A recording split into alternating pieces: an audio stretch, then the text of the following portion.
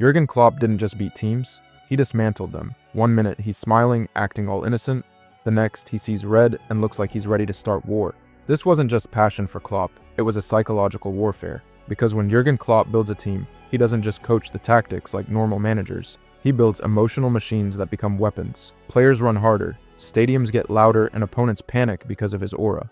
And before they even realize what's happening, the game is already gone. This is why Jurgen Klopp was the most dangerous manager in football. The birth of the Gegenpress.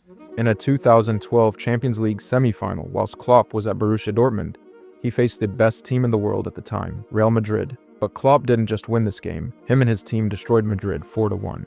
But it wasn't just the goals, it was the intensity. Madrid players looked shocked, overwhelmed, suffocated. This was the moment that the world realized tiki-taka was over, and it was the Gegenpress time. Gegenpressing wasn't chaos anymore. It became organized violence, and everyone realized that this manager, Jurgen Klopp, could out-energize superclubs with a smaller budget and just his voice. That night made him globally feared, and the world wasn't ready for what was next. The comeback that shouldn't have been possible. Liverpool sit 3-0 down from the first leg against Barcelona, and enter the second with no Salah, no Firmino, and not much hope. Everyone thought their Champions League dreams were over, but Klopp changed the minds of his team and turned them into animals. 1-0, 2-0, 3-0, then corner taken quickly. The atmosphere, the emotional surge, something the world couldn't reprehend, all because one man refused to let his team give up.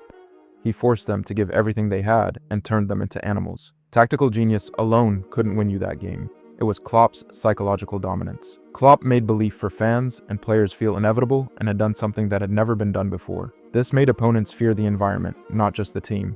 Creating monsters. Silencing the world and turning regular players into complete monsters was one of Klopp's best traits.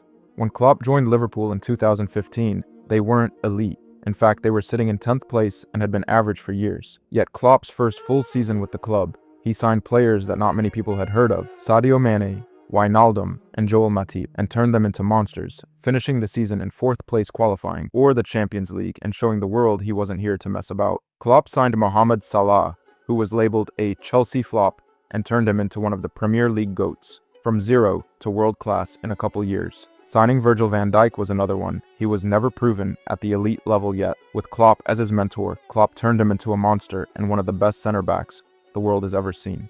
Within only a few years at the club, Klopp transformed Liverpool, was a Champions League winner, had a 97-point season, and a 99-point Premier League title season. He transformed players and made his team a mentality-dominant giant. He made players run through walls, and it was contagious. His tactical weapon. Going back to Klopp's early Dortmund years before he made a name for himself, Klopp's teams didn't just win.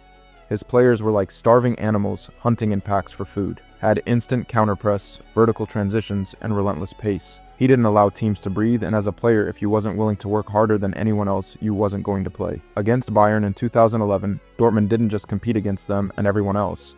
They decided to take control of German football completely. This made him scary because you didn't lose slowly to Klopp, you got overwhelmed and suffocated. Bayern dominated Germany for decades before Klopp and couldn't be stopped, until Klopp came along and changed things completely. Dortmund didn't just win the league. They took the double away from Bayern, beating them 5-2 in the Pokal final. For the first time in years, Bayern looked powerless. That's when Germany realized there was a new boss in town. The siege mentality. One of Klopp's most dangerous traits as a manager was us versus the world. When Klopp built a team, he would build an emotional bubble. If he or anyone criticized you, he did it to fuel you, and you knew that. If one player would get injured, it would motivate the rest of the team to play for that player. Doubters would become enemies to him. Before big games, his teams would feel united, and they would do anything they could to win for him. That's what made nights at Anfield feel different to others. With Klopp, it wasn't just football, it was personal, and that's what made Jurgen Klopp the most dangerous man in football.